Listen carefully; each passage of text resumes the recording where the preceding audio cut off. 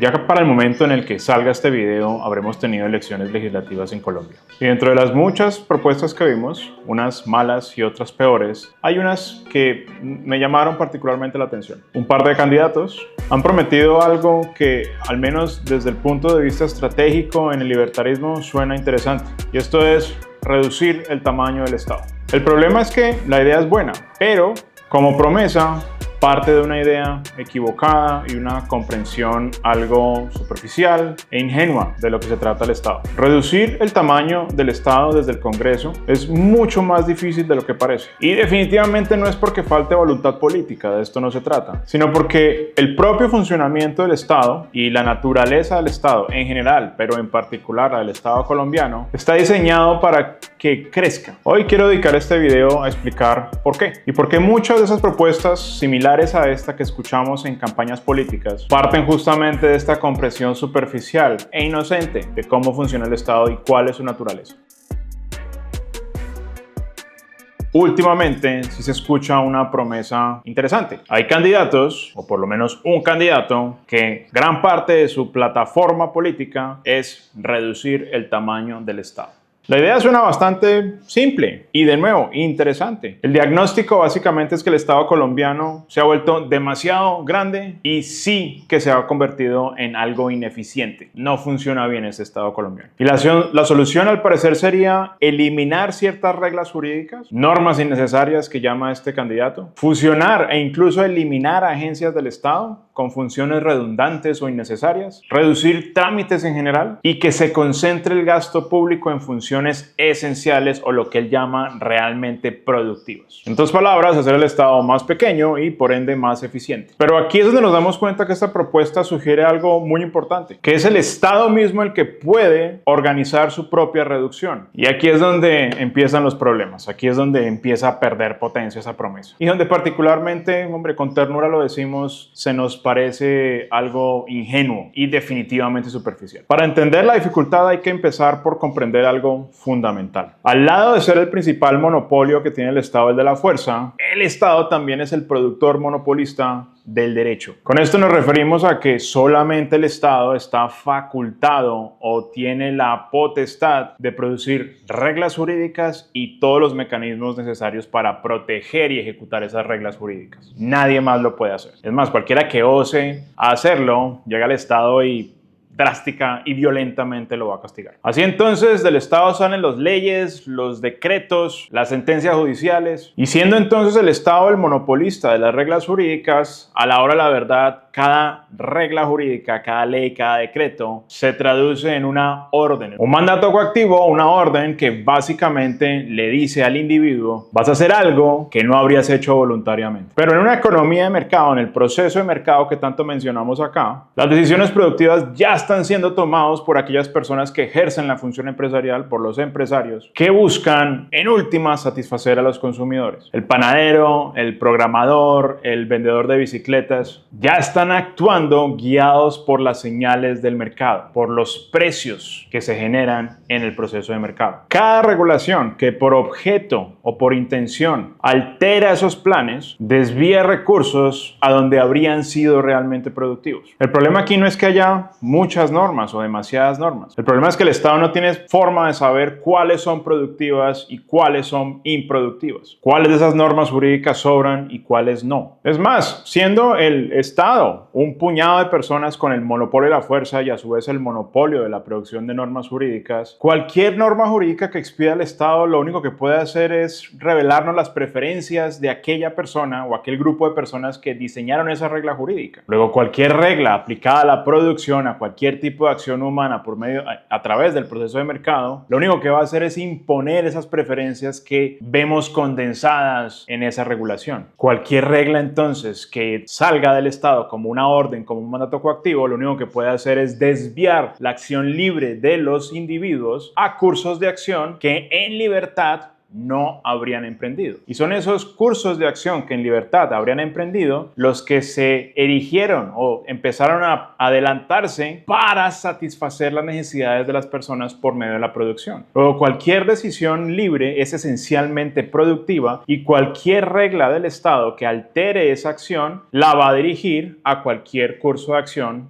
que no va a ser productiva, o por lo menos no tan productiva como habría sido la acción en ausencia del mandato coactivo. Y además de todo esto, la segunda promesa por parte de este político bien intencionado es o fusionar entidades públicas o eliminar aquellas que sean improductivas. De nuevo, supremamente razonable suena esta intención, pero aquí aparece un problema muchísimo más profundo. El Estado no produce absolutamente nada. El Estado no puede ser productivo. Ninguna agencia estatal puede esperarse que sea productiva. Particularmente, el Estado no produce riqueza. El Estado lo único que hace es funcionar a partir del arrebato coercitivo de la riqueza una vez se ha creado. Esta riqueza se produce por medio del proceso de mercado, mediante la producción e intercambios voluntarios. Todo esto impulsado por la función empresarial atendiendo el llamado a satisfacer las necesidades de los consumidores y eligiendo la mejor forma de hacerlo a partir de la información que transmiten los precios. Lo único que puede hacer el Estado es gastar esos recursos, consumir esos recursos, después de haberlos extraído violenta, involuntariamente, por medio de la fuerza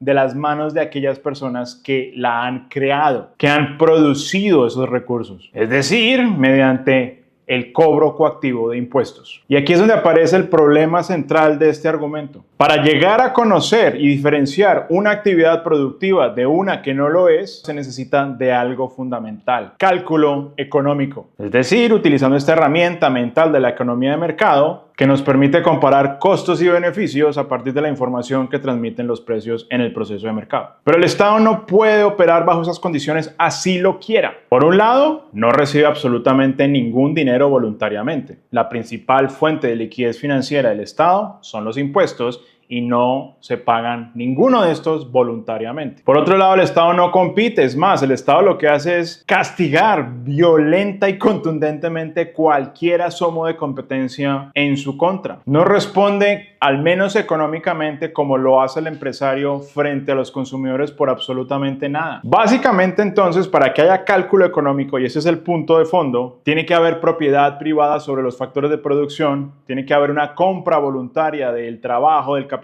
y de la tierra para conocer nuestros costos, y por el otro lado tiene que haber una entrega voluntaria de los consumidores de su dinero a cambio de lo que nosotros como productores les ofrecemos. Ahí es donde podemos conocer primero las preferencias de los consumidores y podemos llegar a conocer nuestros costos. Y conocido lo uno y lo otro, podemos llegar a diferenciar entre cursos de acción, entre aquellos que produzcan ganancias, aquellos cursos de acción que son realmente productivos y aquellos cursos de acción que por el contrario prometen pérdidas. Esto no lo puede hacer el Estado. Lo único que puede hacer el Estado es consumir recursos, gastarse estos recursos de acuerdo a las preferencias de aquella persona, aquel individuo que maneja la agencia que ordena el gasto público. Y a pesar de que lo único que puede hacer es gastar este dinero, no tiene forma de saber si lo está gastando bien o mal, si el gasto es productivo o no. Luego, cualquier agencia del Estado es necesariamente improductiva y no se puede salvar de esta realidad. Hasta aquí el problema ya es serio. Pero en Colombia hay un obstáculo gigantesco adicional, un obstáculo de orden constitucional, es decir, que encontramos en el texto constitucional que le da forma al Estado colombiano y que le indica qué está llamado a hacer. La Constitución colombiana define al Estado colombiano como un Estado social de derecho. La parte de que sea un Estado de derecho corresponde a que el poder del Estado está limitado por reglas jurídicas, es decir, por el derecho. El apellido de social en aquel Estado social de derecho significa algo mucho más profundo y mucho más preocupante. Aquel apellido de social lo que hace es hacer del Estado colombiano algo que está llamado a progresivamente convertirse en el principal foco de bienestar social de las personas que viven sometidas al Estado colombiano. ¿Quiere esto decir que siendo Colombia un Estado social de derecho está llamado constitucionalmente